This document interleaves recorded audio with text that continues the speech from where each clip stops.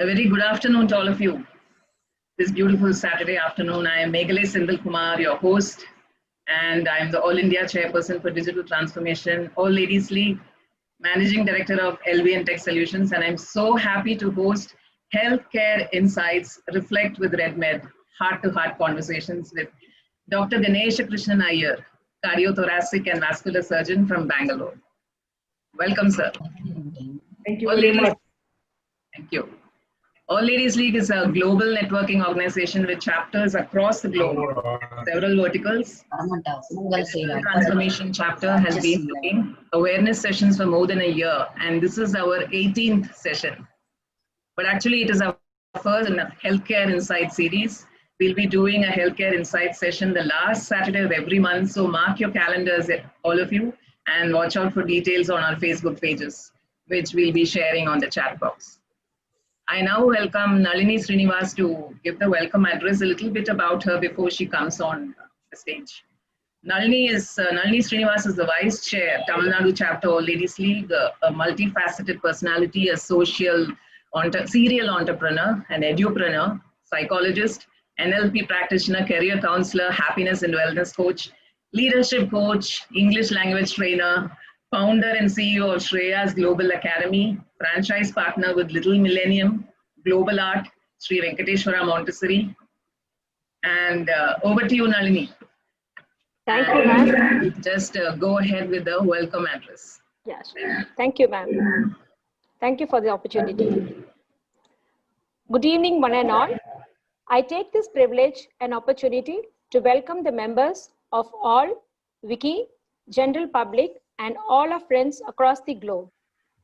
I promise this evening is going to be one of the best one, as we have Mr. J. Srinivasan, who is going to be the moderator for this session.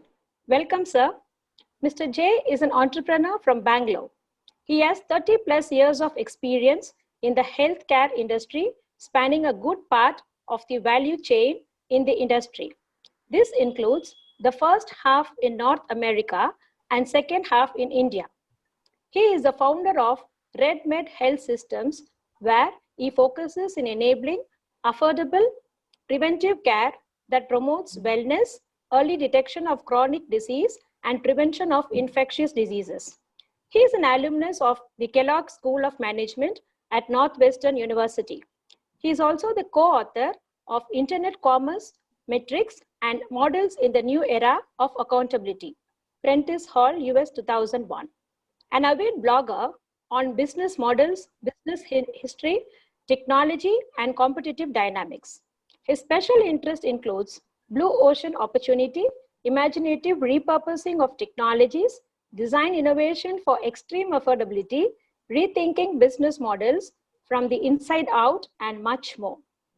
And now, I welcome the hero of our session, our beloved speaker, Dr. Ganesha Krishnan Iyer, cardiothoracic and vascular surgeon.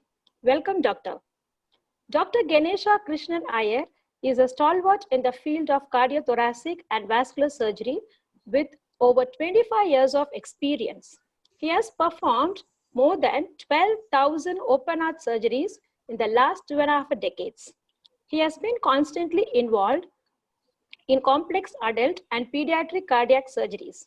His special interest includes mitral valve repair, minimally invasive cardiac surgery, aortic aneurysm, aortic valve sparing procedure, and surgery for atrial fibrillation. Dr. Iyer worked with leading multi-specialty hospitals as a chief cardiovascular surgeon prior to joining Aster CMI as a lead consultant in the Department of Cardiothoracic and Vascular Surgery.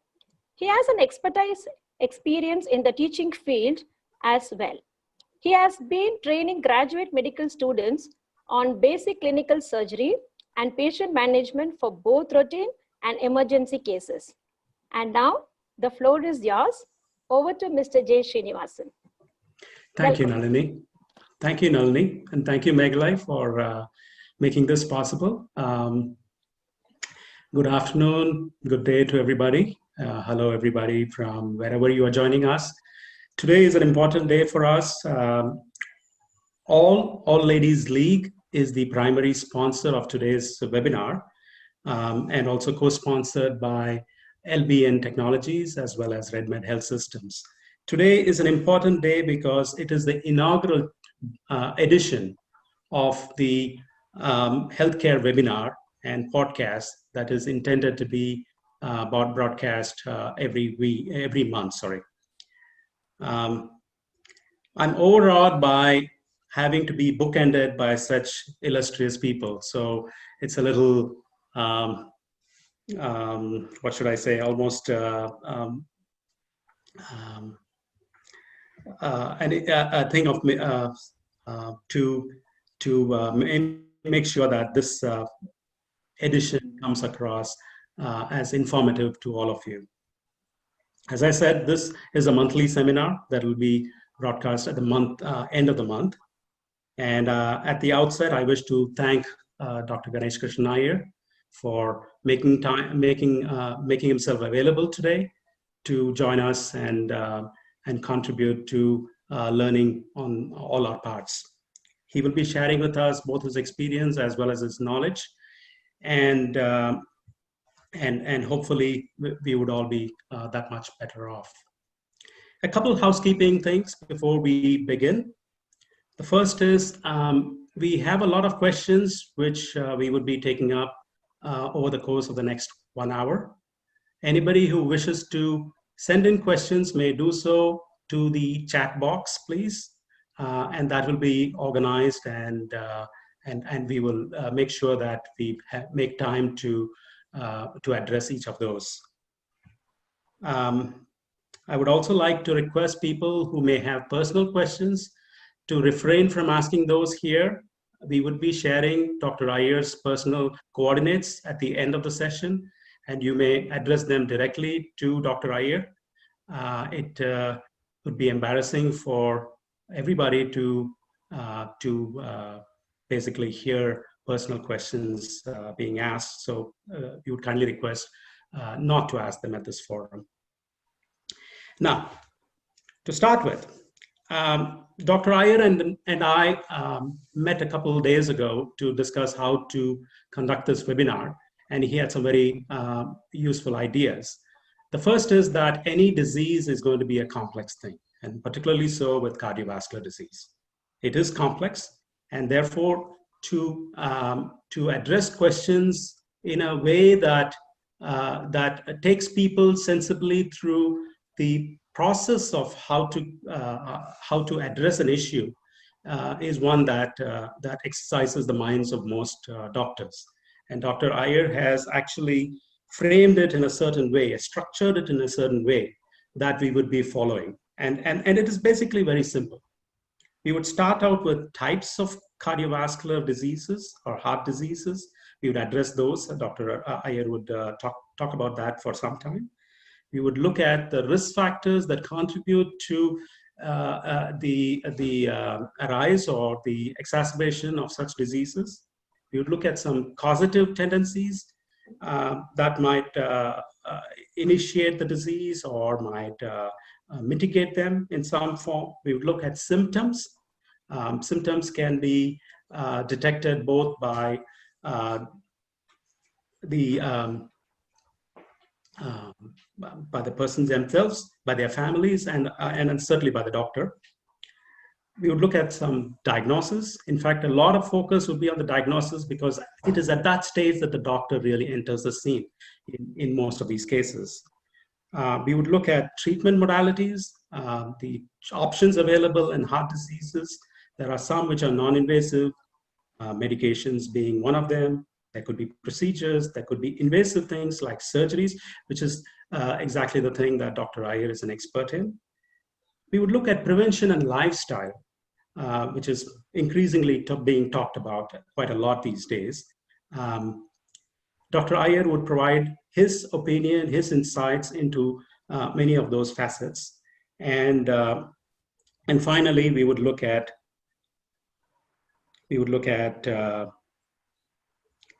other miscellaneous items that anybody has questions about that cannot be categorized in any one of these. So let's start with types. Dr. Iyer, could you give us a broad idea about when we talk about heart disease? Are there any types that you would look at in terms of when you are talking to a patient who's sitting in front of you? How do you categorize them? On what basis? And what are these types? Before I take your question, I would like to thank the organizers for having given me an opportunity to be here today with all of you, and also for a larger than life introduction given by Nalini. Having said that, coming to your question, basically when we say heart disease, there are many types of afflictions of the heart. We in the cardiological community broadly classify them into two groups. One is what is called as a congenital heart disease, which is generally found in children and newborns. It's a manufacturing defect from God or nature, where there's an abnormal development of the heart. So you would have heard holes in the heart or some abnormal communications or some part has not developed well. So these are all grouped into the category of congenital heart disease. And the second larger group is an acquired heart disease, where a person is generally born essentially with a structurally normal heart. But during the course of the lifetime, the patient develops the heart disease. Now, congenital heart disease are of many types, and it's a very complex subject in itself. I would not like to go into it, but in fact, I would like to stress here that it is not only found in children. Sometimes small defects like coarctation of the aorta or an ASD, or sometimes even an ESD, is discovered in adult life, that they didn't even know that they had a disease. So it is not necessarily a disease of children. Sometimes we find adults with these diseases, but it is just that it has not been, it's a problem of the development of the heart. So it still is classified as a congenital heart disease. Now, coming to acquired heart diseases, the most common types or type of heart disease that we see is what is called as an ischemic heart disease, where you see people developing heart attacks and the sequelae thereof. The second large category of acquired heart disease is valvular heart disease, where people develop afflictions of the valves inside the heart. Now, I don't know how many are aware, but normally there are structurally 4 valves inside the heart, which prevent backflow of blood between the chambers and increase efficiency of blood flow in one direction. Now, for either because of degenerative reasons or infective causes or because of heart attacks itself, the valves also can get affected. Now, that is a separate basket. It is a completely different basket than the ischemic heart disease I just mentioned. And the third broad basket is what we call as cardiomyopathies, where the heart doesn't pump well, the functioning of the heart is depressed for whatever reason. It could be an infection, it could be a viral myocarditis, it could be drugs like certain anti-malignancy drugs like doxorubicin and all do cause what we call as cardiomyopathies. These are the large, and there are many other small groups which cannot be all put into in a general talk like this, because there can be tumors of the heart sometimes. Some people develop tumors inside the heart, like fibroelastomas or myxomas. Then people develop infections in the heart valves. So that whole entity is called as infective endocarditis. So there are many other such smaller baskets, but I think 70 to 80% of most heart diseases in adults would be covered by the ischemic, valvular, and the cardiomyopathy section. Thank you, Dr. Iyer. That's a very useful clarification, because for lay persons, for the most part, however highly educated they are in other areas, we tend to look at it as a heart problem. And somehow we have this in our conception that all heart problems are somehow relating to inability to pump properly or whatever it is, and therefore it has to be addressed in some uniform way. Which brings the question, at what stage do people find themselves having to meet a person like you? Obviously, you're not the person whom they are likely to step off the street and come to you directly. Could you walk us through what are the initial steps that are likely before a person gets to a specialist like you? Yes. Dr. Iyer, may I request you to be a little louder? Yeah, sure. Thank you. I will. Okay. So, when does a person come to see me? In general, there are only two categories. One is a patient who's asymptomatic and doesn't experience any symptoms, has gone to a doctor for some other cause, like a fever or some other, say, cough or whatever it is, which may not be related to the heart. And somebody auscultates him and finds a murmur or some abnormality on the ECG. And then subsequently refers the patient to a cardiac facility. So these are the asymptomatic groups, or they could be also found on, say, health checkups. Nowadays, getting annual health checkup is catching on, and a lot of people are getting annual health checks done. And when this happens, some abnormality may be detected in the health check and then further referred. The larger chunk, however, is the group where patients are experiencing symptoms. Now, it could be related to, it could be chest pain, it could be discomfort, it could be breathlessness, it could be cough, it could be palpitations in the heart. I mean, there are a bunch of symptoms. So when patients start experiencing symptoms that are bothersome, then they go and consult a cardiologist or somebody, and then if surgery is required, they'll come to me. But in general, this is how most patients get picked up. And very rarely, it's extremely rare that incidentally we may find a problem. That patient has got admitted in the hospital, or say for something like he has fallen down and has broken his hip, and then requires some treatment. But in the course of investigation, we find that there is some other problem. Recently, there was a patient who had a brain tumor. He came to the hospital for a tumor in the brain, but we found that he has a triple vessel disease as well. But he had no symptoms pertaining to the cardiac condition. So it's incidental discovery because of some other cause for which they have come to the hospital or they have gone to the health check in asymptomatic patients, or you have patients who present with symptoms. So when we talk about symptomatic cases, people who exhibit symptoms of some sort, isn't it true that we are likely to find people falling into one of two buckets? One is they are not aware that this could be heart related or cardiac related and could be dismissing it as, oh, it's just a cough, it's just gas or something like that. And the second category is people who are aware of these and therefore think everything that they experience as symptomatic is likely to be something to do with the heart. How does a person who is not surrounded by doctors make this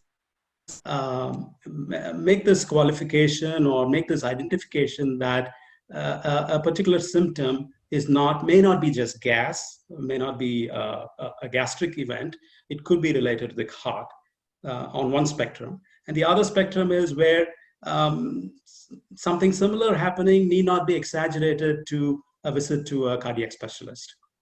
How does one draw this? I mean, there is a problem here. Yeah, no, this is a very interesting question, which has no definite answer. Let me be very upfront about this, in the sense that if a person is experiencing symptoms and is delaying consulting a doctor, that itself is wrong. Because whatever he's experiencing, whether it is gastritis or whether it is cough or whatever it is not normal for him. So at that point, I would suggest he goes and consult the doctor after a couple of days, if it is not going away. On the other hand, if you are having a symptom and you are trying to get over enthusiastic about it or over cautious about it, actually, I don't think there's anything wrong in that. You go to a doctor, get it checked out and make sure there's nothing wrong, and then you're mentally at peace. But either which way, symptoms have to be evaluated because I would not be exaggerating in saying that a significant number of heart attacks present as gastric symptoms, and people have been swallowing these antacids at home or on the prescription of some other doctor for weeks before they even discover that it's a cardiac problem that we are dealing with. Mhm.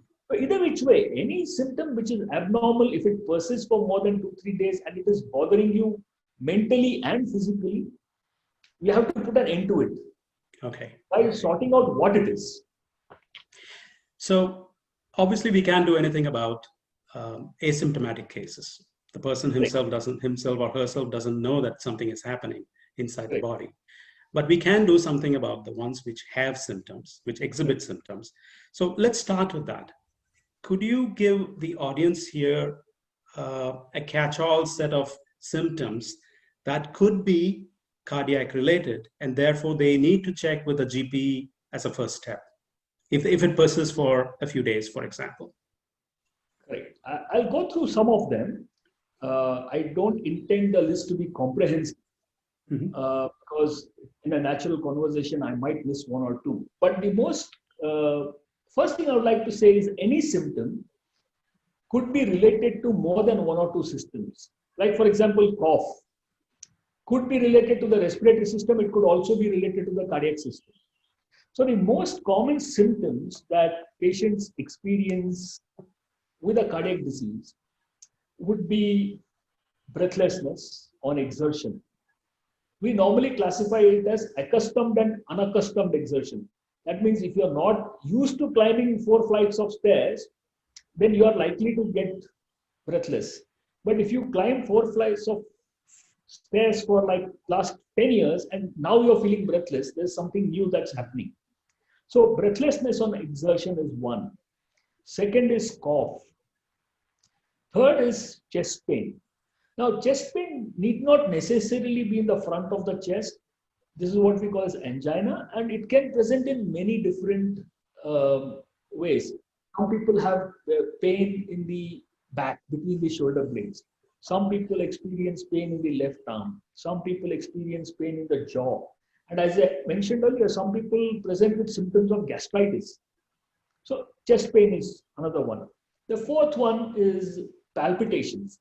They have sudden palpitation is defined as awareness of one's own heartbeat. Now, normally the heart is beating, but we are not normally aware of it. It is doing its job and we are doing what we need to do. But if you suddenly become aware of the heart beating fast, tap, tap, tap, then that is called as palpitations. And the palpitations can be a very significant symptom of cardiac disease. Certain symptoms that can mix up with neurological symptoms is syncope. Certain people with heart disease like tight aortic valves or hypertrophic obstructive cardiomyopathies, they develop fainting attacks, which may last. They have fainting, they fall down, and once they fall down, their head is flat, the blood goes to the brain and they recover. So it's a very transient, maybe 15 seconds, 20 seconds, but they have these episodes that keep happening. Now, these are the most common symptoms of cardiac disease. Mm-hmm. Any preponderance of one over the other among these? Not the cause. As I said, in the disease section, causes or the types of heart disease, I said cardiomyopathies where the muscle is affected. There the preponderance would be, say, swelling of the feet with breathlessness. Whereas a person who has got inadequate blood supply to the heart, the preponderant symptom could be breathlessness or associated with pain in the heart or chest pain of the various types that I described.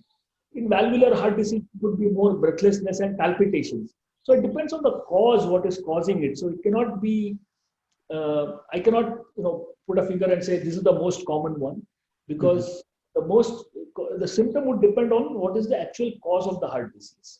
Fair enough. Fair enough. Like in congenital heart disease, we didn't talk about that, but in congenital heart disease, like we have the blue baby syndrome. The nails are blue, the tongue is blue. So that could be a sign and a symptom of congenital heart disease. Mm-hmm. Of course, are the symptoms mostly the same for younger adults and children as well? Not necessarily. I think it depends on the underlying condition. What is causing the symptoms? So if the underlying condition will determine what symptoms the patient will have. Okay. Like it's very rare for a patient of ischemic heart disease to have palpitation. Very rare. But he would rather have more commonly chest pain, breathlessness, cough kind of symptoms. Okay. Whereas palpitations are more common with valvular heart diseases. Got it. Okay. Moving on, I think we have covered symptoms fairly comprehensively. And if people have any more questions, we can always cycle back to these things. So essentially, from what Dr. Iyer is describing, there are about 5 or 6 major symptoms which can evidence itself and which need to be checked with the doctor. And that could be a GP, right, to start with. Absolutely. Right. We live in times where a lot is being talked about our lifestyle, our daily lifestyle as contributing to many of these things. So let's start with looking at risk factors. What in general are the risk factors that qualify heart disease of any type? Can we call it something generic in terms of risk factors? I will give you a more general answer, because risk, like congenital risk, heart disease, the risk factors are not that many. It's a natural defect that happens during the development of the heart. Similarly, for cardiomyopathies, I think viral infections would be the risk factor. Taking anti-cancer drugs could be a risk factor, etc. But these are smaller, as I said, smaller buckets. And in the general interest of majority of the people who probably are watching this or listening to this, the major problem which constitutes our country's problem as well is ischemic heart disease, where people develop blockages in the coronary arteries and subsequently develop heart attacks. And because of that, they can have decreased heart function and etc. So risk factors, so I will concentrate mostly on that, because that is the largest bucket of risk factors. Now, before I go into the detail, I need some time here to explain this at length. Please. One has to understand what is a risk factor and what is an etiological agent. I tell this often to my patients. Just for example, we are in the middle of this coronavirus. So we know that if you inhale the coronavirus, you are likely to get a corona SARS-2 like pneumonia, right? So this virus A causes the disease B. There's a direct correlation between the agent and the disease. Such entities, such relationships are called etiological agents. That is, they are the cause of this disease. Whereas when we talk of risk factors, as you mentioned correctly, these are risk factors. Now, what happens in a risk factor is that there is no direct correlation. Thereby, say a smoker. Does every smoker develop lung cancer? No. But not every patient who has developed lung cancer has smoked. Which means, so what is the truth here? The truth is that there is a higher incidence of lung cancer in patients who have smoked. So there is a loose association between the two, but there is no causative relationship. Because if it's a causative relationship, what happens? Every person who smokes should develop lung cancer. But that is not true. So these such associations in medicine, where there is a strong association of an event or a factor with a particular disease, are grouped as risk factors. Okay, this is the first thing we need to understand, that risk factor is not causative. It is associated more often with a particular disease. So it's a correlation. There's some kind of a correlation between correlation, but not causative. Right. So right. that is one thing. Now, I will go through the risk factors in a little bit. The other thing I want to tell you is that, let us say diabetes is a risk factor, blood pressure is a risk factor, and smoking is a risk factor. Now, how these three interact in a given individual, whether they multiply 3 times, 5 times, 7 times, That also is not known. But we know that if you are a smoker and a diabetic, the risk is higher. How many times higher, we don't know. So this, having cleared this fundamental, concept, I will now enumerate a few risk factors. In medicine, we classify them into modifiable risk factors and non-modifiable risk factors. That means, so what are they? Most important thing is your genetics. Let's say your father has had a heart attack, your mother has had a heart attack, uncles and aunts. It makes you more vulnerable to get a heart attack than otherwise, because your genes are structured such. But this will constitute as a non-modifiable risk factor, because you cannot, as of today, we do not have the engineering to modify these genes. As of today, it may come in the future, but as of today, such things don't exist. So you cannot modify your genes.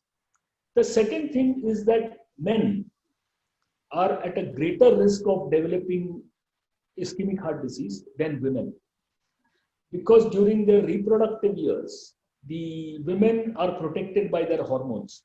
But after the reproductive years are over, their risk is the same as men. But before that, the women are protected by the hormones that are there. The third thing is ethnic background.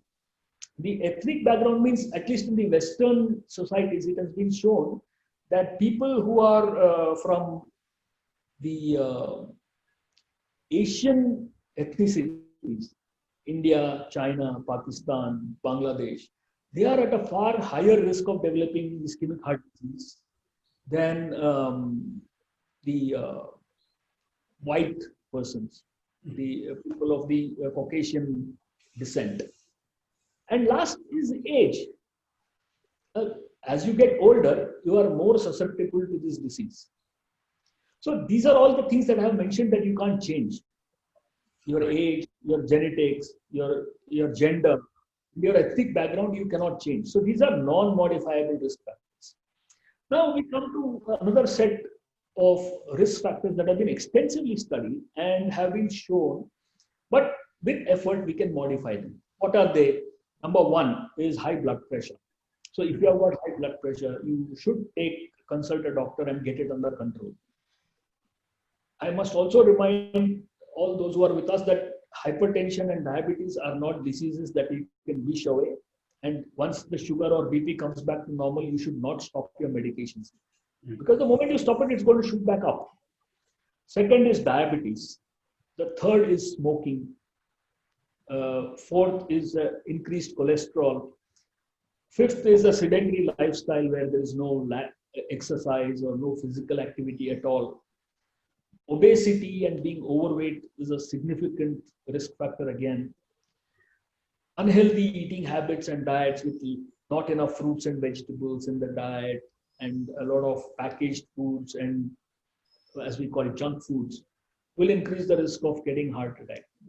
And excessive consumption of alcohol. So having said this, but these are everything that I said, you can modify. You can control your blood pressure. You can control your diabetes. If you are smoking, you can quit it. You can control your cholesterol.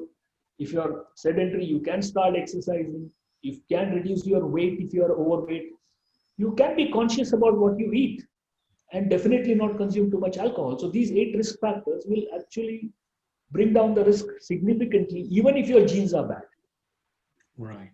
So these are what we call lifestyle factors that are modifiable in some form. Correct, correct. You alluded to high blood pressure. Can you give us a sense, because we hear this term quite often these days, high blood pressure, along with high blood sugar and things like that. These have become common vocabularies in today's modern world. Since we are talking of high blood pressure, can you give us a sense of how this directly relates to heart ill health? What is it about high blood pressure that actually causes a problem in the heart at a later date? That's actually a very extensive topic. But let me be. What is the heart doing? The heart is pumping blood, right? Right. Now, if the blood pressure is high, what it means is that there is a lot of resistance for the blood to go out of the heart. Mm-hmm. So the blood pressure is high, which means the heart has to work much more to pump the same amount of blood out. So it is like having, asking you to run normally and then putting 20 kg weight on your shoulders and asking you to do the same job. To the same job, right.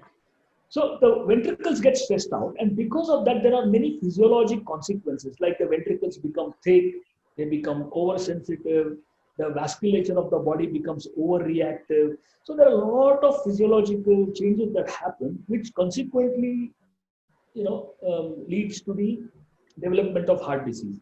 But which comes first, the chicken or the egg here? Is it the vascular constriction that causes high blood pressure, or is it the high blood pressure emanating from somewhere else that is causing the vascular constriction? Now, as I said, hypertension in itself is a huge topic. There is something what we call as primary hypertension, where there is no cause for hypertension. And there's another set of hypertension called secondary hypertension, which could be because of some abnormal hormones that are being secreted, hyperadrenalism. And there's a bunch of causes, renal artery stenosis. A lot of things are there which can cause what we call as secondary hypertension. So having said that, and here I don't think there's an exact answer to whether it's a chicken or the egg story. We are still in the same situation. We don't know what causes first or what came first, but we know the cycle, that the chicken is there, then the egg comes, and the chicken is there and the egg comes. So we know that the cycle goes on. It's very difficult to predict in one individual who's the culprit. But as we are at this, I would like to just give a little example to the people who are with us, that the interaction between all these risk factors is is not quantified. What I tell my patients normally is that some of them will come. I don't have BP, I don't have sugar, I have not smoked, I don't have this. My father did not have heart disease. Why did I get it? So right. I just say, well, I start off by saying it's fate. What else can I say? But the reality is that, as I mentioned, that I give this example to a lot of people. That imagine we have all seen a ceiling fan, and we have this regulator, speed controls, 1, 2, 3, 4, 5, 6, 7, 8, whatever. Now imagine that every individual, as far as coronary artery disease is concerned, the disease will eventually develop if you live long enough. You will develop the disease if you live long enough. That's a very pessimistic view. No. What I'm trying to say is that the process that causes the disease is on in you because of genetics. Because of genetics, the process that causes the disease is on. But the speed at which it is on at a basal level in each individual is different. So what I tell them is that at birth, at your birth, God has put on the switch to the fan of your disease process, has given you a regulator, but you cannot put it off. The lowest speed you can run it as 1. Interesting. No, the lowest speed, and that 1 speed is determined by your genes. Okay. Right. Now, at some point you start smoking, you have put it to 2. Exactly. At some point you develop diabetes, it may have gone to 5. You also have excessive alcohol consumption, it may go to 7. Your cholesterol is high, it may go to 10.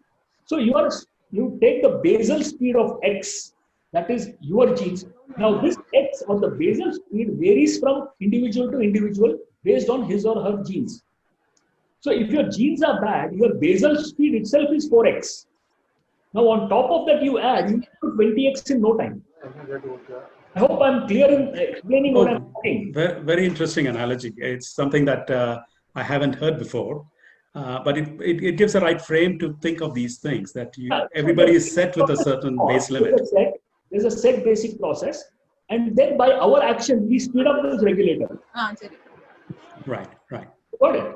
So this is a very, so how diabetes and hypertension will work in a given individual based on his basal speed, you cannot predict. So many times when patients ask me these questions, I don't have answers, but this is what I explain to them. So let's come back to the issue of blood pressure. Now, there are numbers associated with blood pressure, and typically all of us hear 120 over 80 over and over again. But when we actually measure our blood pressure, it is nowhere in the ballpark. It is either above or below. How seriously do we take this number 120 over 80? Because it seems to be a universal global standard, which I can't believe is necessarily true across all races and all types of people. And the second issue is when a person measures, for whatever reason they find themselves wanting to measure, if there is a number, how do they react to it? At what point do they have to take it seriously? Do they take another measurement in a few minutes, or do they go to a doctor, running to a doctor immediately? Jay, you are asking me questions that are full lecture classes in medical school. Because how to record blood pressure itself is a big, significant teaching process. The size of the cuff, where do you tie the cuff, how tight do you tie the cuff, all these things are important. Now with this home measurement systems, a lot of things are there. First and foremost, you asked me about that number 120 over 80 or whatever that is. That is the average. It is like, what is the average height of an Indian? It is 5 feet, 4.5 inches. But in all human parameters, let it be height, weight, blood sugar, there is a range. So that range here, currently the American Society of Cardiologists or American College of Cardiology recommends that any systolic pressure over 140 needs to be treated. I see. Now, they have defined that figure based on studies, multiple studies of what is the effect of not treating a pressure more than 140. And it may not necessarily be a cardiac event, because as you become older, your brain arteries become thinner and weaker. So all of a sudden, you may have a bleed inside the brain just because you have a high blood pressure. Right? So it is the all-cause mortality. So they have seen that if you don't treat blood pressure over 140, you have to, it's dangerous. So you have to treat if it is over 140. Now, a lot of you are measuring blood pressures at home, and how do you deal with this? The answer to that is, first and foremost, I would recommend that you measure your blood pressure first thing in the morning before any activity, as you're in the bed, or sooner thereafter, without getting anxious about the milk not coming or the newspaper not coming and such mental stress. Relax for some time and get your blood pressure measured. Second, measure it in the lying down position. Third, measure it at the same time every day for a period of at least a week. Now, if every day for the whole week, the pressure you're recording, systolic pressure, is more than 140, then consult a cardiologist. He will do an ECG, echo to make sure everything else is normal, and then put you on some treatment. That is the way to go about it. One reading abnormal, you might have got excited, shouted at somebody outside, come back, check your blood pressure. It will be 160, 180. Why not? If you find 2 flights of stairs and immediately measure your blood pressure, it is going to be 160, 170. So that is not the way to correctly measure the blood pressure. You should be relaxed for 2-3 minutes, lie down, breathing normally, and then check the blood pressure. Would you recommend that any normal average adult, without any evidence or symptoms of any kind of disease, specifically heart disease, should measure their blood pressure every so often? Would that be your recommendation? I think after the age of 40, at least once a week or once in a month. As you become older, the more frequent it should be. More frequent, okay. Yeah, because you don't know when you turn hypertensive. Because all of a sudden you don't want having headaches, then go and discover your BP is 200, right? Mhm. Right. Because headache, for hypertensive to get symptoms, it may take a long time because it rises slowly. So our body adapts to it. For example, it is 120 today. Next year it may be 124. Then it may go to 128. Then go to 132. Then 136. So it rises slowly and our body adapts to it. So many hypertensives don't have any symptoms because of hypertension. Okay. So after the age of 40, I think it's prudent to measure at least once a month, once in 2 Once months. a month. Okay. Yeah. There you are, folks. Once a month measurement if you are beyond the age of 40, irrespective of whether you are in good health or showing symptoms. I want to, at this point, while we are still on the subject of risk factors, look at diabetes, because it is one of the things that you mentioned. Now, I'm aware that diabetes is a very complex disease. Could you give us a brief overview as to how diabetes affects cardiac health? What is it that about diabetics that they need to be a little more cautious about getting heart disease of some sort? First, I will put out a disclaimer that I am not a diabetologist. I have enough knowledge about diabetes and the heart, which is what you have asked, so I will go ahead and answer the question. Diabetes is a systemic disease. It affects every organ in the body, every organ. You can go blind because of diabetes. You can have kidney failure because of diabetes. You can have renal failure because of, kidney failure is renal failure. It can affect the liver, it can affect the lungs. So basically, there is a lot of metabolic changes that happen in the heart and in the vasculature, the blood vessels that carry. The nitric oxide production is decreased. The ability of the heart muscle to consume glucose is altered. So there's a lot of physiological changes that happen, because of which it is said that this is one of the risk factors to accelerate the process of atherosclerosis, or the one which causes the blocks. Now, diabetes without causing the blocks can also cause cardiomyopathies, the dilatation of the heart and weakening of the heart muscle, which I mentioned in the earlier part. So there's something called as diabetic cardiomyopathy. It may not cause blockages of the heart, but it can just cause dilatation and weakening of the heart muscle. So it affects it in numerous ways. I would just say anybody who's a diabetic should take it very seriously. It is very easy to control the blood sugar. Today, modern medicines are fantastic. And the aim should be to keep your HbA1c below 7 at any cost.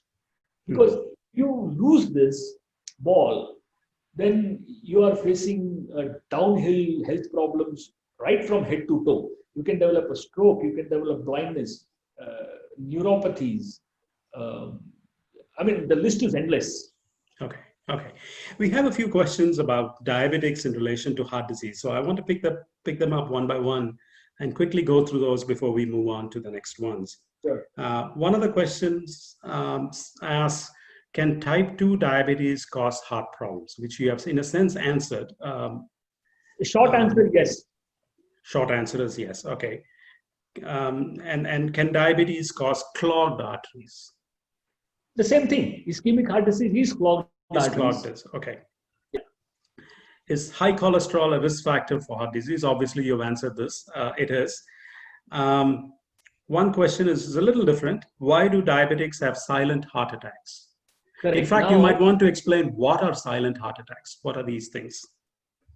Now, most often what happens is when a person has a heart attack, they experience symptoms, chest pain, breathlessness, sweating, diaphoresis, and the heart attack is diagnosed.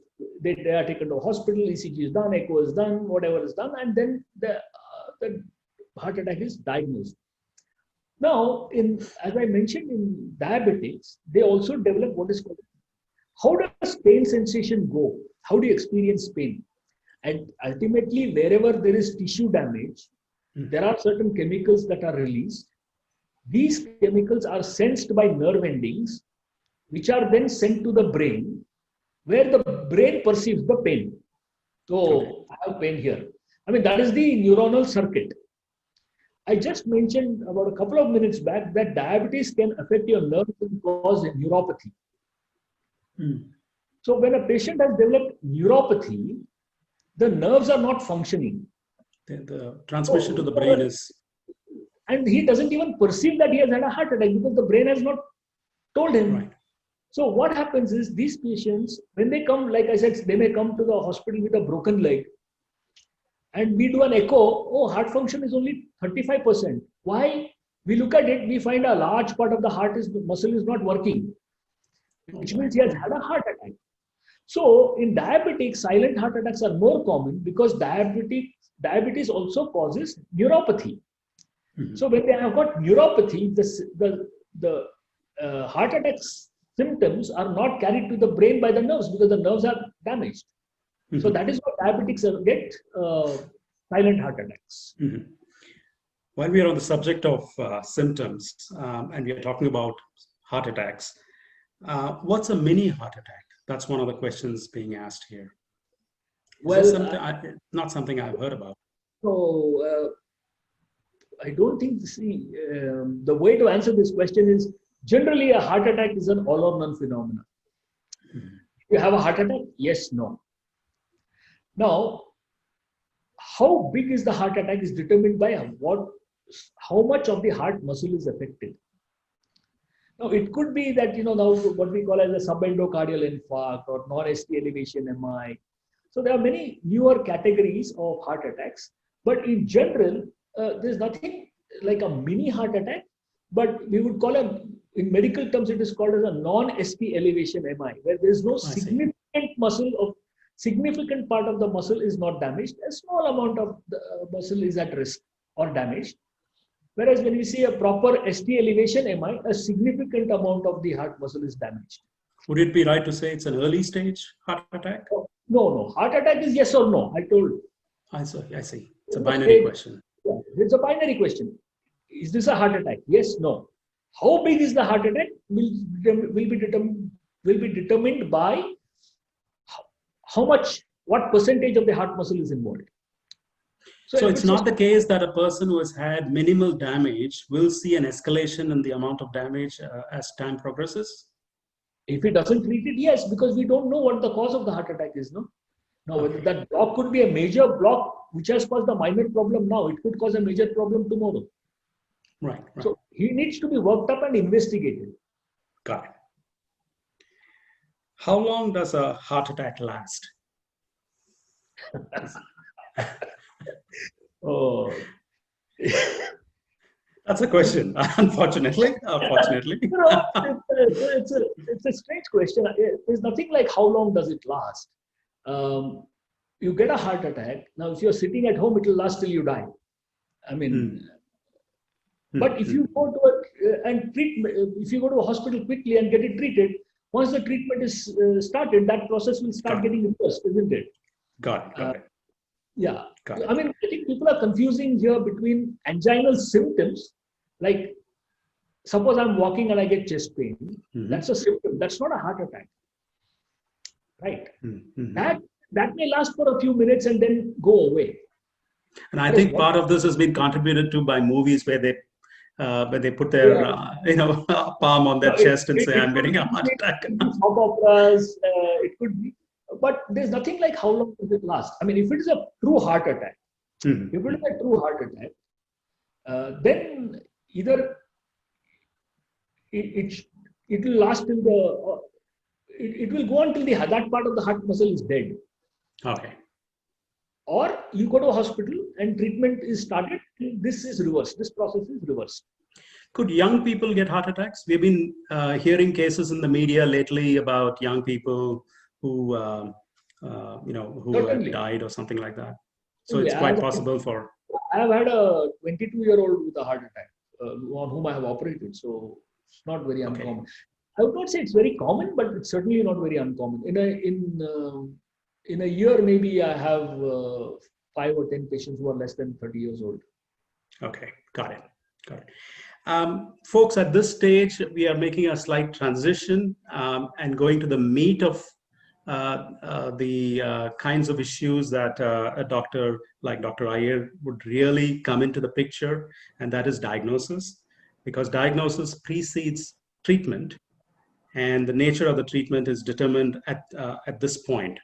The options are available on the table for many people, and it also a good diagnosis sets the stage for the kind of treatment to follow and what the person wishes to have. So, Dr. Iyer, I'm going to move now to this whole issue of diagnosis. You and I talked about some of these things day before yesterday, and this is really the point at which a person moves out of the home, so to speak, and now becomes comes under the care of a person like you, right?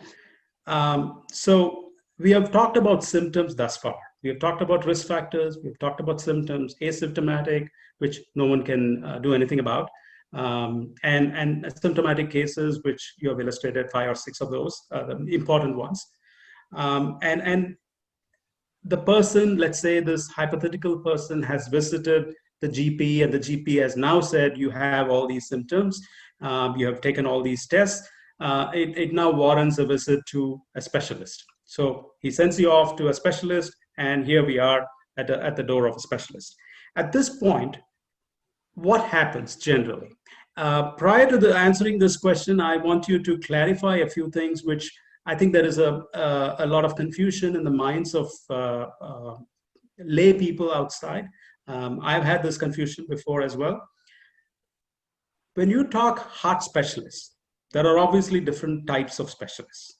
So if you could give us a brief introduction to what those specialists are and who might one be meeting when the GP has sent you off to meet a specialist. What is the first level of interaction or the kind of specialist that a person is likely to meet? Could you give us some elaboration on that? Yeah, this is a very interesting question that you have asked, because a lot of people don't understand the difference between a cardiologist and a cardiac surgeon. I happen to be a surgeon, which means I actually operate on the heart, but the cardiologist makes the diagnosis and does interventional things. So basically cardiac specialists are broadly divided into those physicians who are walking around with stethoscopes, looking at ECGs, and maybe doing angioplasties in the cath lab. These are non-surgical but interventional procedures, which are done by cardiologists. And they have evolved from the stream of medicine. So after MBBS, they have done MD, internal medicine, and then they have progressed on to become cardiologists. Whereas the surgeons have, after MBBS, have done MS general surgery and then have gone on to become cardiothoracic surgeons. So we generally operate. Now, even in this, there is a lot of subspecialization in the sense that among surgeons, there are people who do only pediatric cardiac surgery. They don't touch adults. And there are people who do only valve surgery. They say, I don't want to do coronaries. You know, so individually, each one by their own choice has subspecialized. So it's very difficult to answer your question as to what would be the first choice of interaction with a cardiologist or a physician. But I'll tell you, there are generally 2 types of people who come. One is that they experience a heart attack and land up in a hospital. They end up in an emergency. Then a cardiologist takes over their treatment. Now, either he will take them to the cath lab and do an angiogram immediately, or he will give them what is called as thrombolysis. That is, the heart attack is basically caused by a blood clot in the coronary, so he will dissolve that clot with some medicine. Or he will say both of them are not necessary and put him on some other third type of medications. This is one stream of patient flow, that they come to they have chest pain, they have a heart attack, they come to the casualty. Either you then the cardiologist will decide whether he has to take them to the cath lab immediately, do an angiogram, and immediately put a stent, which is called as a primary angioplasty. That is, you don't waste any time. And it is best done within 2 to 3 hours. You know, somebody had asked a question, what is the golden hour? So it's this, if it is done, should be done within the first 2 to 3 hours.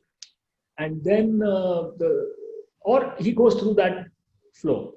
The second set of patients is patients who have had symptoms but have not had a heart attack. So they have had chest pain, they go to a GP, He has done an ECG. He says, oh, something is wrong here. You please go to a cardiologist.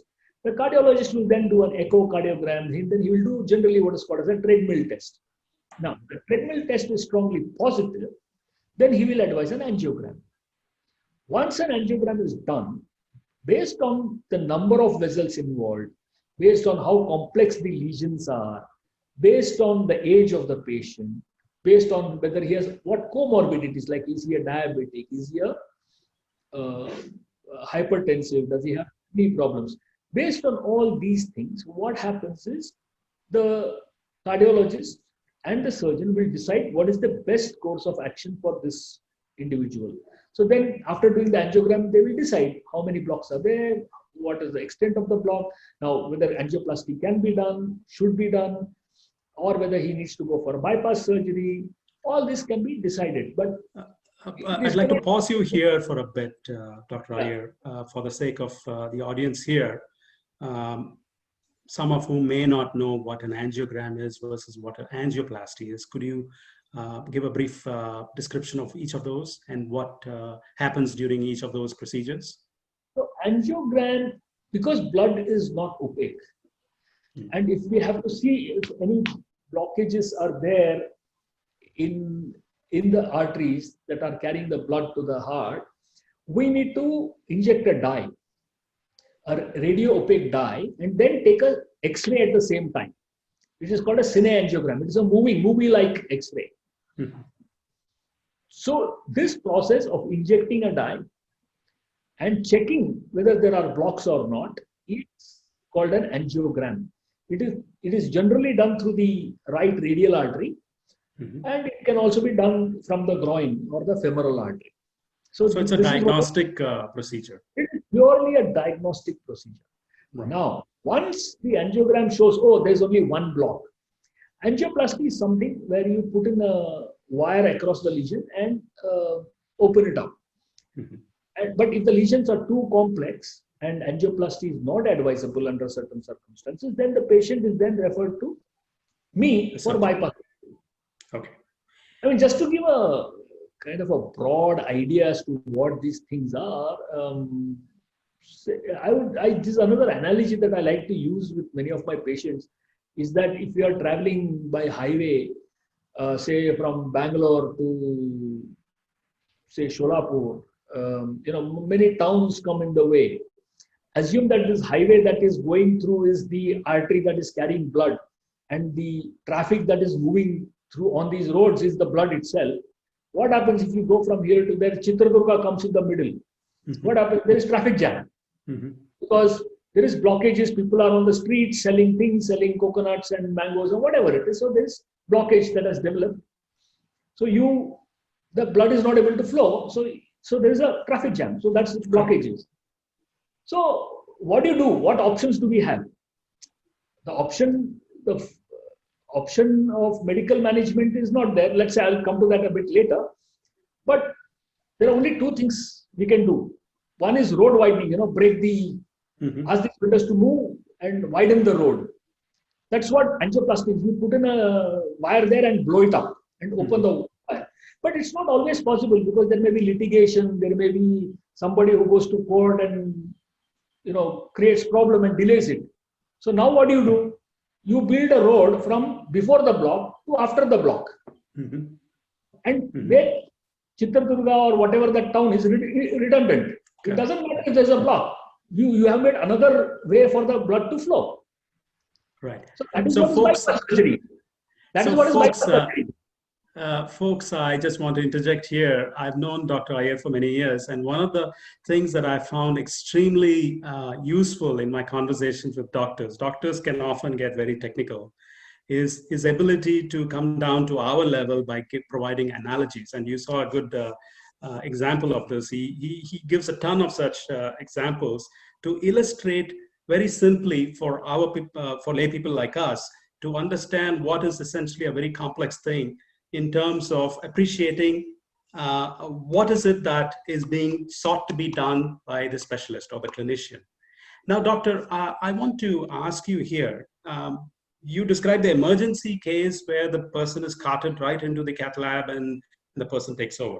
And secondly, you describe the case where the person has not had a heart attack, but who has been directed by the GP, and you have gone through the rigmarole of all the tests.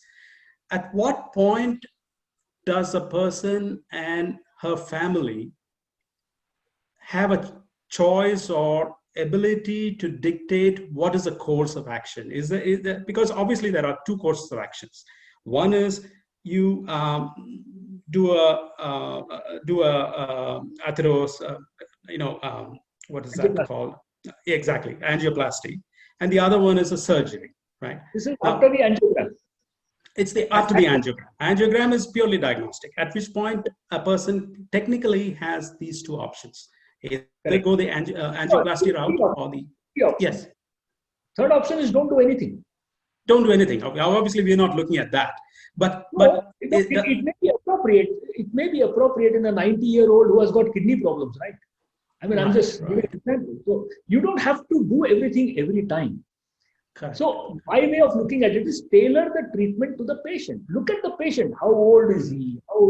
What is his activity level? What are his comorbidities? Mm-hmm. So what I'm trying to say is that let us say a patient has got 3 lesions or 3 blocks. Ideally, in a young, healthy, otherwise well patient, we would recommend surgery. Mm-hmm. But this person is now 84-year-old. He has got kidney problems. His bone is not good. He has undergone treatment for some prostate cancer. I'm just giving a hypothetical situation. Sure. Now, would you operate this man? Why would you? Right. So for him, a stenting may be a better option. So there is nothing like one size fits all. The general recommendation is if there are more than 2 blocks, they go for surgery. And if there are less than 2 blocks, you can get away with an angioplasty. But even in those situations, even if there is one vessel involved, I have operated on patients because the angioplasty is technically not possible. Right. So once the angiogram is done, we have the data as to how many vessels are blocked, what is the extent of the block, what are his comorbidities. Putting all that on the table, the cardiologist, the surgeon, and the family should then decide what is the best course of action. In most situations, the surgeon and the cardiologist would have told the pros and cons to the family. Mm-hmm. Mm-hmm. Of course, each with their own biases. I mean, I'm being open here. I will give a bias. All of us are biased to what we do, and there will be naturally individual biases. And you guys have to keep it in mind that whenever anybody is giving an opinion, definitely there is going to be a bias of the person who's giving the opinion. So with that factored in, the best treatment course has to be chosen for that individual. Okay. I've been told that we have about 5 minutes before we move on, open up the forum to questions. And I want to get through these issues quickly because obviously this is the most important elements of this. So one of the questions here is what are the current treatment modalities? If you look at both the things, we have a fork in the road. A person has arrived at the fork in the road. They have been determined to have, let's say, heart blockages, and let's say they are in middle age. So the options of both the surgery and the angioplasty is available to them. Now, what are the treatment modalities available at this point, depending on the problem at hand? No, these are the treatment modalities: angioplasty and surgery. I didn't quite comprehend what else did you want me to elaborate on. In terms of medication, for example, we have not talked about medication. That's what I said. The third option is do nothing means medication, right? I see. See, basically here, what is happening here is that the heart is not getting enough blood supply.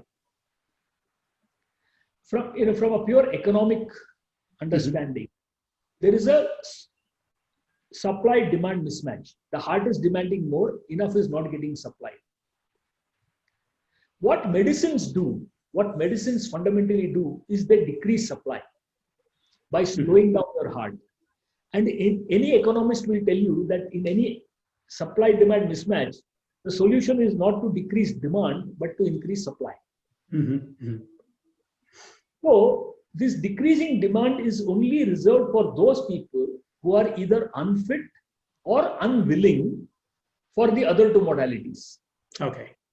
The other two modalities are your supply modalities in your Correct. analogy, right? So there you go, folks. We are going to have an increase in onion supply, and that directly speaks to what Dr. Iyer was just describing. Quick questions about prevention lifestyle. We have talked about the whole gamut of things relating to heart disease, all the way from types to treatments. I'll just answer that in one line. One line, okay. All that risk factor I mentioned, Yes.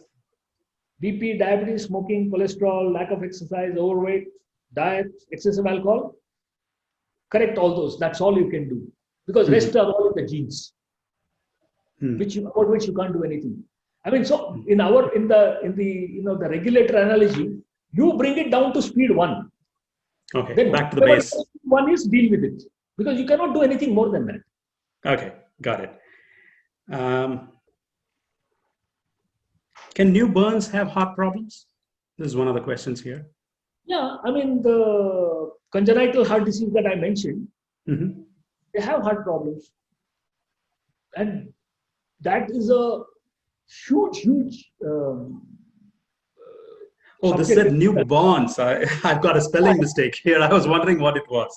Newborns, okay. It's newborns, yeah. Yeah, I think that's a spelling mistake. Spelling mistake. I was wondering as I said the question, what is this newborns? Okay, at this point, I think, Dr. Iyer, we are open to questions. Meghala, if you can, if you have had questions in the meantime, if you could roll them up one by one. There are several in the chat box, so I'll just read them out one by one. Mr. Guru Raj. One moment, Meghala. Yeah, Dr. sure. Iyer has something to say. Yeah, doctor. Can I look at those questions in the chat box as well? Or yeah, you just click on the chat icon. It'll be visible on your screen. Okay. The chat icon on your at the bottom of your Zoom screen. I got it, but why don't you read it? It's just easier. Yeah, sure. I'll do that. Mr. Guru Raj is asking, would weakness in the lower limbs indicate any heart condition? Not weakness, but certainly swelling of the feet could, but no weakness. Okay. Swelling. Yeah. Then Mr. Prashant is asking, how does the high-fat diet like LCHF or keto affect cardiovascular health? It stands on this hypothesis that cholesterol is generated as an inflammation response and is not the fat we eat, and that inflammation is created by high-carb diets. That is the question. Yes, I can answer that to the extent that he's right in that cholesterol is synthesized by our liver. And,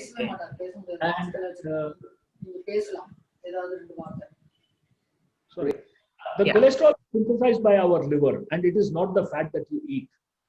That is for sure. The second thing that is also reasonably well proven is that coronary artery disease is an inflammatory disease.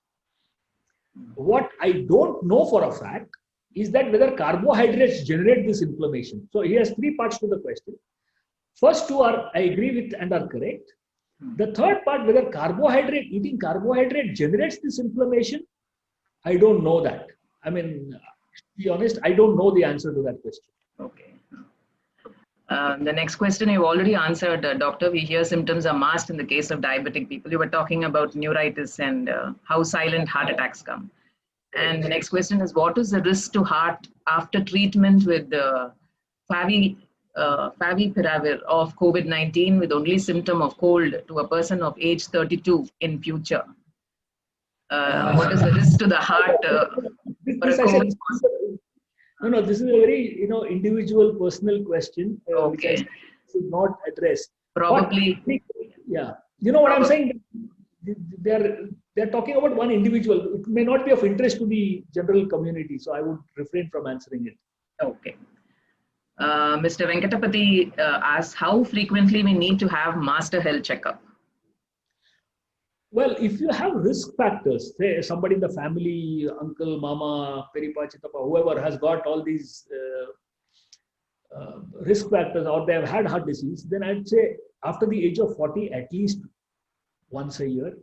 But if it is no risk factors, no diabetes, no hypertension, nobody in the family has heart disease, Still, I would say after 50, at least every alternate year, if not every year.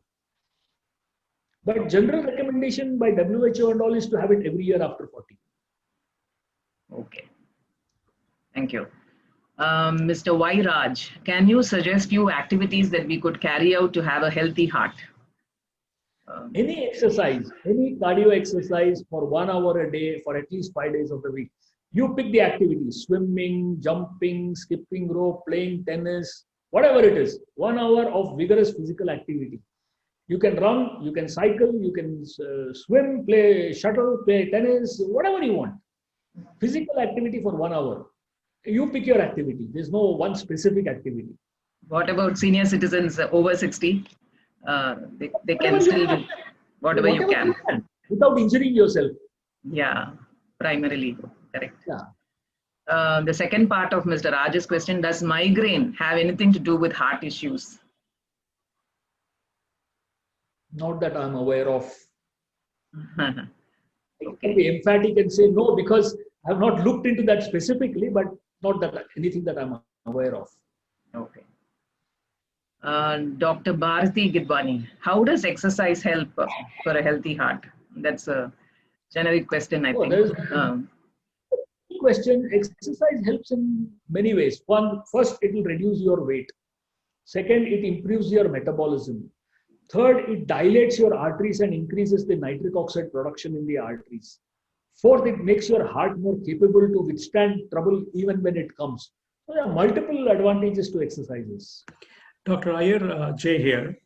Yeah. Quick interjection when I heard you talk about it. Could you elaborate just a little bit about what is the effect of nitric oxide in heart health? How does that matter?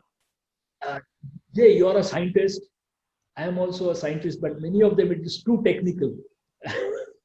Nitric oxide is a gas that is produced by the endothelial cells of the vascular lining. This is supposed to dilate the arteries. It is one of the most powerful vasodilators that are known. So in diabetics also what happens, this nitric oxide production gets hampered. So therefore, even when you exercise, the arteries don't dilate to increase blood supply. So that is one of the causes of why diabetics also have increased problems, because the nitric oxide production in the endothelium is decreased. So nitric oxide is a very important gas that is naturally produced in the endothelium of the arteries. So can it be artificially induced from outside? Is that a practice? Yes, it is a practice only in certain conditions. You cannot give nitric oxide increasing agents are not given generally, but there are certain drugs like in specific conditions where it is given. I don't know if it's appropriate to mention those here, but it can be given. Okay. Meghalai. Yeah, one question I just received on my WhatsApp. Palpitations. Are palpitations a signal that you have a heart disease, or I mean, do they signify something else? I mentioned Earlier. Yes, that palpitations could represent a heart disease, but not necessarily so. So if it is happening frequently, you better get checked and make sure it is not a cardiac problem. Because anxiety also causes palpitations. Stress. Yeah. If your kid has not come back from school and is 2 hours late, you will have palpitations. That's a separate palpitation. Yeah. But and Mr. Jairam is asking, what should be the content of the master checkup? That is, importantly for heart, what needs to be screened? Again, I would recommend, I individualize these master health checkups because it depends on your family history, like what kind of genes you have. But by and large, I think we should do one X-ray, only for the cardiac part I'm talking about. X-ray, ECG, echo, TMT. Okay. The treadmill. That's a treadmill. Okay. Thank you. Sandhya Rao, does music have a positive impact on the heart? I guess it does. And I'm aware of some studies where the people have done it, and any kind of relaxing activity. Now, if music relaxes you, so be it. Meditation relaxes you, so be it. If reading relaxes you, so be it. If traveling relaxes you, so be it. But generally, decreasing stress levels. Now, whatever de-stresses you, you have to figure it out for yourself. Again, it's not one size fits all. I mean, I may like music, you may like meditation, somebody may like reading, whatever it is. But de-stressing is important. And that definitely has got a role in decreasing the incidence of heart disease. There have been certain studies done with yoga and in Western schools. I cannot quote them offhand, but I'm aware of some studies that have been done where it has been shown to be beneficial. And there's also something called as music therapy. You know, people in the ICU put on headphones, put on the music. Like, generally, healing has been reported in, of course, not validated scientific studies, maybe isolated, you know, one study here, one study there, but not multi-centric. But yeah, the odd reports are there. The way I look at things in general is very simple. Is there any harm? Yes. If there's no harm, do it. What's the big deal? Yes. One should consider, say, when somebody says you do this or that, my first question is, if I do that, am I harming you? If there's no harm, please go ahead. There's nothing wrong. Yes. It gives joy after all.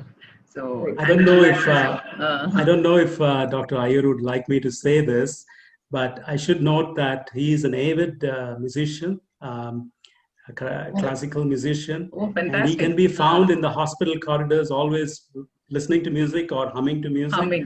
And he tells us that it is one of his biggest de-stressors. A surgeon goes through a lot of stress in and out of coming in and out of the surgical suite. So I'm sure that he knows what he's speaking about when he recommends the same thing to patients as well. Yeah, that's thanks for the tidbit, Jay. So nice to hear that you listen to music, doctor, and you also sing. That's great. Hey, you're revealing too much about me. Nalini Srinivas asks, mitral valve prolapse for a longer period, say for more than 2 decades, should it require a corrective surgery? Not necessarily unless there is regurgitation. Okay. Unless there is mitral regurgitation, there is no corrective surgery required. Okay. Rupali is asking Dr. Iyer if you could explain if one is advised for a pacemaker, to what extent it will help. It depends on the indication. It depends on the indication to why it has been. See, pacemakers can be advised for 6 Sunny syndromes, prolonged QT intervals, syncopal attacks. It could be a CRTD for a defibrillation. So it is a very specific question with very little information for me to give any answer. Okay. Yeah, it depends on the condition of the patient. Yeah, and for why it has been advised. Okay. Yeah. One question about diet. Mr. Venkatapati wants to know whether veg or non-veg, which is better for a healthy heart. Generally, plant-based diets are better for a healthy heart. But there's nothing wrong in eating meat as well. I mean, as far as the heart is concerned, the thing is, we generally say eat low fat, consume as little fat as possible, especially polyunsaturated fatty acids, which can cause problems. But the diet, now this is my personal opinion, very biased, is that diet is so complicated and so much has been written. You can find good, you read, somebody will say fat is good, somebody will say fat is bad, somebody will say carbohydrate is good, somebody will say carbohydrate is bad, somebody will say protein is good, somebody will say protein is bad. I mean, there is all kinds of literature there, and it is very, very difficult to extract the truth out of all this. So my general recommendation is follow whatever diet makes you happy. Number one, don't overdo anything. You want to eat a burfi, have half a piece. Don't eat half a kilo. If you want to eat gulab jamun, have half a gulab jamun. You don't have to eat 10. And I don't put any of my patients on any restrictions. I said, eat what you want. See, what happens is if I say, don't eat bhajia, then whenever he sees, he'll get tempted. I want to eat. I want. How long can you live like that?